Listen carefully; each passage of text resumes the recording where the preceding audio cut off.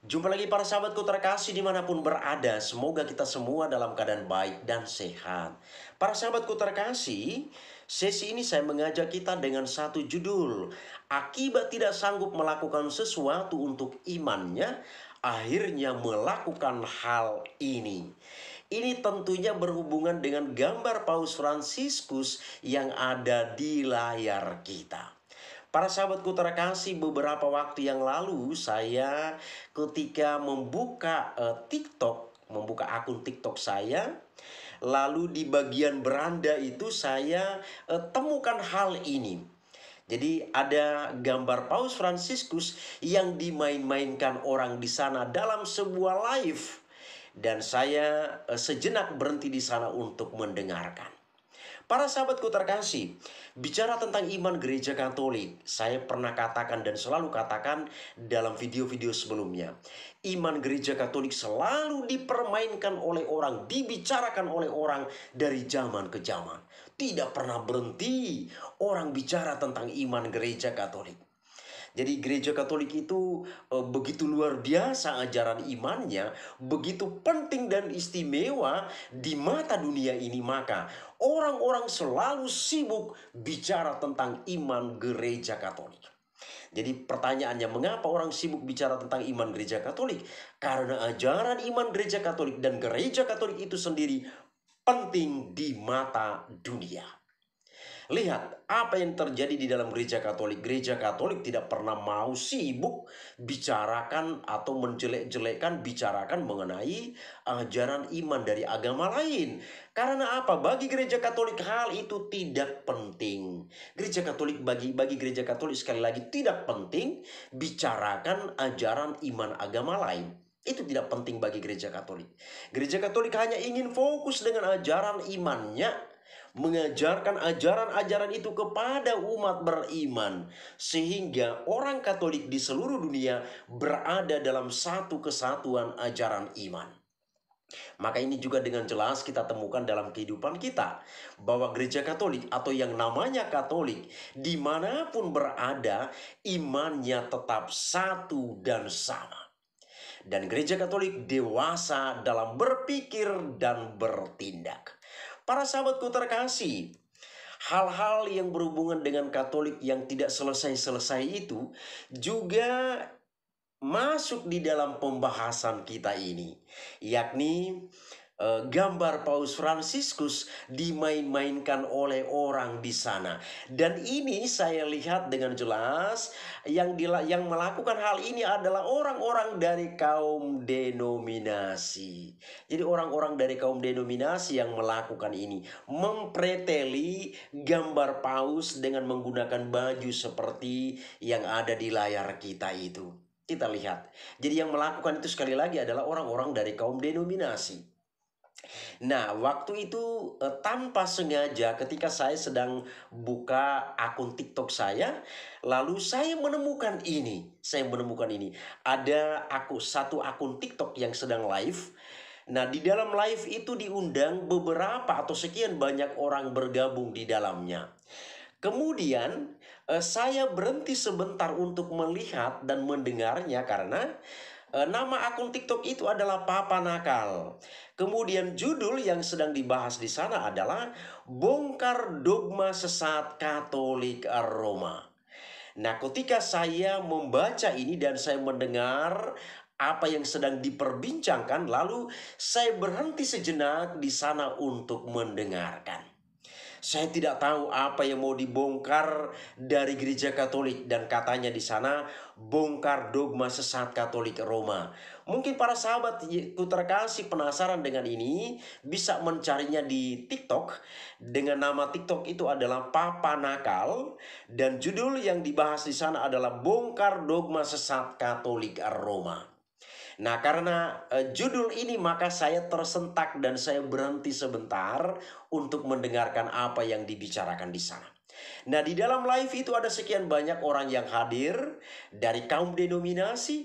Demikian juga ada juga orang-orang Katolik yang sengaja diundang untuk mendengarkan apa yang mereka bicarakan. Jadi sengaja dilakukan di sana. Ada orang Katolik yang diundang untuk mendengarkan apa yang dibicarakan di sana.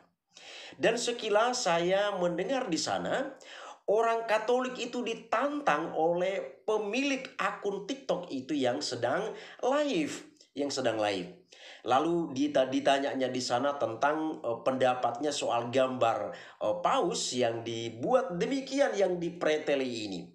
Kemudian yang sedang live itu mengatakan, "Jawablah, baru gini aja kalian sudah kejang-kejang," katanya. Baru gini saja kalian sudah kejang-kejang. Kalian sudah keringat dingin, sudah jantungan. Jadi hanya dengan melakukan hal ini, mempreteli gambar Paus Fransiskus, dipikirnya itu sudah hebat sekali. Dipikirnya hal yang sudah luar biasa dia lakukan. Dan itu sudah mencoreng citra gereja Katolik. Dia berpikir seolah-olah demikian. Apa yang dilakukan itu inilah yang bisa mencoreng citra gereja Katolik. Itu dipikirkannya. Maka dikatakan baru gini aja kalian sudah kejang-kejang. Jadi seolah-olah kita sebagai orang Katolik itu sudah kejang-kejang, sudah ketakutan, sudah jantungan. Ketika pemimpin tertinggi gereja Katolik di seluruh dunia, fotonya dipermainkan atau dibuat demikian. Jadi dipikirnya sekali lagi dia sudah hebat sekali melakukan hal itu. Dan orang Katolik terpukul di sana ketika melihat atau menyaksikan hal itu. Nah, para sahabatku terkasih, dari hal yang ada ini saya memiliki beberapa komentar penting untuk menanggapi apa yang terjadi atau yang ada di TikTok itu. Pertama, Katolik itu dewasa dalam menanggapi sesuatu. Katolik itu sangat-sangat dewasa dalam menanggapi sesuatu. Kenapa? Orang Katolik itu sudah dididik mental, karakter, pola pikirnya sedemikian rupa sehingga betul-betul dewasa dalam beriman. Lihat kemanapun Anda pergi bertemu dengan orang-orang Katolik di sana, orang Katolik tidak akan dengan gampang bicara, mengatakan sesuatu atau bertindak sesuatu secara sembarangan atau secara semena-mena. Orang Katolik tutur kata, pola pikir, tingkah laku selalu terukur. Karena apa? Orang Katolik sudah ditempa demikian. Maka ini bisa dilihat dimanapun Anda berada. Pola pikir, mental, karakternya sudah ditempa sedemikian rupa. Maka orang Katolik itu tidak akan gampang, tidak akan mudah terprovokasi oleh sesuatu hal yang terjadi. Dalam akun TikTok itu yang sedang live itu, ketika ditantang oleh pemilik akun TikTok yang live kepada orang Katolik yang ikut, orang Katolik tidak menjawab apa-apa. Itu bukan berarti orang Katolik tidak bisa memiliki argumen atau tidak punya argumen. Bisa-bisa saja. Hanya orang Katolik menilai itu kerjaan anak-anak. Itu terlalu kekanak-kanakan. Kalau menghina gambar, membuat gambar demikian, itu kan pekerjaan anak-anak. Bukan pekerjaan seorang yang betul-betul memiliki intelektualitas yang baik. Seorang yang bukan berkepribadian yang dewasa dan matang. Maka orang Katolik yang ada di sana yang ditantang waktu itu tidak memberi jawaban apa-apa. Karena tidak memberi jawaban itu maka dikatakan baru gini aja kalian sudah jantungan. Kalian sudah kejang-kejang. Itulah yang dikatakan oleh pemilik akun TikTok yang sedang live. Nah, para sahabatku terkasih, orang Katolik, gereja Katolik itu sungguh sangat dewasa. Ilmu filsafat itu sungguh sangat mendukung, membentuk pola pikir, mental, karakter, sikap dari orang-orang Katolik. Kita lihat para imam, para pemimpin dalam gereja Katolik, dalam proses pendidikannya dia harus belajar filsafat. Ilmu filsafat itu adalah ilmu tentang kebijaksanaan. Di sana mental, pola pikir kita dibentuk, ditempa sedemikian rupa. Sehingga dengan itu kita tidak dengan semena-mena berbicara, bertutur kata, bersikap, bertingkah laku dalam kehidupan sehari-hari. Maka kita lihat para imam, para romo, para pastor, para pemimpin dalam gereja Katolik Pernahkah serta-merta secara sembarangan bicara? Coba perhatikan ini. Kalau ada, silakan memberi jawaban. Tulis komentar Anda di kolom komentar video ini. Belakangan ini beberapa tokoh dalam gereja Katolik hadir dengan tegas dan keras melakukan pembelaan dan klarifikasi terhadap iman gereja Katolik. Karena apa? Sudah keterlaluan orang-orang dari luar Katolik teristimewa dari kaum denominasi hadir menghina iman gereja Katolik, demikian juga Paus. Maka para tokoh dalam gereja Katolik, para apologet gereja Katolik hadir dengan tegas dan keras berbicara di sana. Demikian juga dalam akun saya ini, banyak video-video saya soroti tentang masalah-masalah yang sedang terjadi teristimewa berhubungan dengan kaum denominasi. Nah, kita lihat sekali lagi gereja Katolik pola pikir tingkah laku begitu dewasa. Karena apa? Salah satu peran dari ilmu filsafat itu betul-betul mendukung gereja Katolik dalam menjalani kehidupan berimannya. Para imam, para pemimpin dalam gereja Katolik dengan ilmu filsafat berpikir kritis, tegas, dewasa, cemerlang, dan ini mengantarnya bertingkah laku secara baik dan benar. Dengan itu kemudian para pemimpin ini mengajarkan hal yang sama kepada umat Katolik. Maka dimanapun umat Katolik berada, seperti yang kami katakan tadi, pola pikir, tingkah laku, tindak tanduknya semua terukur dengan baik. Seandainya orang Katolik itu tidak diajarkan demikian, maka di dalam akun TikTok itu orang Katolik yang diajak untuk bergabung dengan sengaja itu pasti sudah bicara, mengeluarkan kata-kata, barangkali mungkin kata-kata yang tidak sopan di sana. Tapi semuanya dijaga dengan baik. Karena apa? Pola pikir orang-orang Katolik, pola pikir gereja Katolik, sikap, tingkah laku, tindak tanduk, semuanya dewasa dan terukur. Kemudian komentar yang kedua. Ini yang melakukan hal ini adalah contoh orang yang tidak sanggup mengungkapkan kebenaran imannya, akhirnya menghina gereja Katolik. Jadi ini adalah contoh orang yang tidak mampu mengungkapkan kebenaran imannya, akhirnya menghina gereja Katolik dengan cara seperti ini. Saya jadi ingat ketika kita masih kecil. Saya ingat waktu saya masih di kampung. Waktu itu ketika kami masih kecil, anak-anak itu biasa saling mengejek orang tuanya. Datanglah dua anak laki-laki misalnya, ada satu anak laki-laki mulai duluan mengejek bapak dari atau orang tua dari kawannya. Dibuat gambar di tanah, dia bilang begini, ini gambar bapakmu, ini gambar bapakku. Sekarang kupijak bapakmu ya, kupijak bapakmu. Itulah yang terjadi pada masa kecil. Dan apa yang terjadi ini akhirnya menimbulkan perkelahian di antara kedua anak ini. Nah, anak kecil ini tidak sanggup melakukan sesuatu terhadap bapak dari temannya. Akhirnya apa? Dia hanya menghina bapak dari temannya dengan membuat hal seperti ini. Dia membuat gambar di tanah, dikatakan ini bapakmu, ini bapakku. Lalu dipijak gambar yang bertuliskan nama bapak kawannya itu. Itulah yang dilakukan oleh seorang anak kecil yang tidak mampu melakukan sesuatu mengalahkan bapak dari temannya tersebut. Dan hal yang bisa dia lakukan adalah hal seperti itu. Dan akhirnya mereka berkelahi. Itulah pengalaman yang terjadi pada masa kecil. Dan saya yakin pengalaman ini mungkin juga para sahabatku terkasih menemukan juga di tempat kita masing-masing. Karena saya pernah melakukan sharing tentang hal ini dengan teman-teman saya. Mereka juga mengungkapkan hal yang sama. Bahwa rupanya pada waktu kecil hal seperti ini sering kita temukan. Nah, seorang anak kecil tidak sanggup melakukan sesuatu yang besar kepada bapak dari temannya. Akhirnya dia hanya menghina bapaknya itu dengan menghina bapak dari temannya itu dengan cara membuat gambar itu. Dan itulah yang dilakukan oleh orang-orang dari kaum denominasi terhadap gereja Katolik. Maka tadi saya katakan itu pekerjaan anak-anak, pekerjaan orang-orang yang memang tidak dewasa dalam sikap dan tingkah laku. Ini komentar yang kedua. Komentar ketiga, di sana terungkap kemiskinan ajarannya.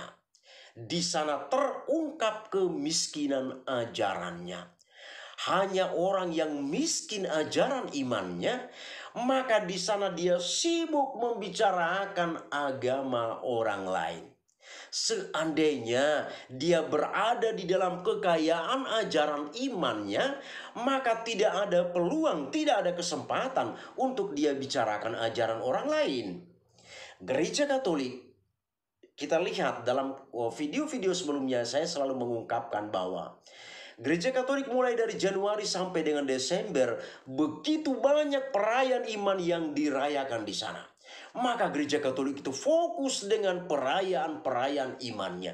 Tidak ada peluang bagi Gereja Katolik untuk bicarakan orang lain. Nah, analogi yang sederhana terhadap hal ini kita temukan dalam kehidupan sehari-hari.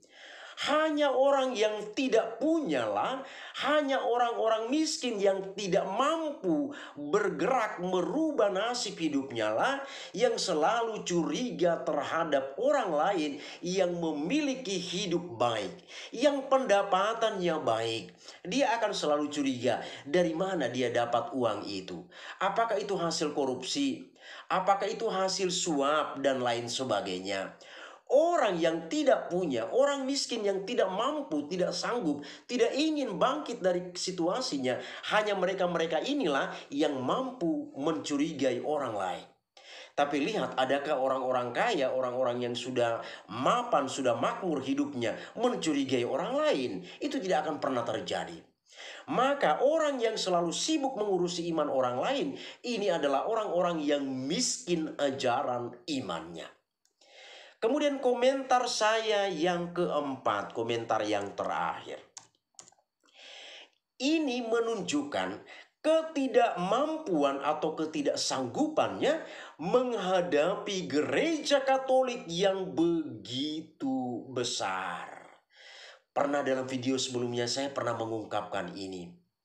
Anda mau apapun Anda lakukan, Anda tidak akan sanggup mengguncang Gereja Katolik. Dan dalam video sebelumnya saya pernah katakan, membuat sebuah ilustrasi. Anda itu ibarat semut kecil, seekor semut kecil yang hanya main-main di bawah sebatang pohon beringin yang begitu besar, kokoh dan teguh berdiri. Anda hanya seperti seekor semut kecil yang bermain-main di bawah sebatang pohon beringin. Apa yang bisa Anda lakukan? Jadi Anda pikir dengan mempreteli, mempermainkan foto Paus Fransiskus, dan di sana wajah atau citra Gereja Katolik tercoreng, Anda jangan bermimpi.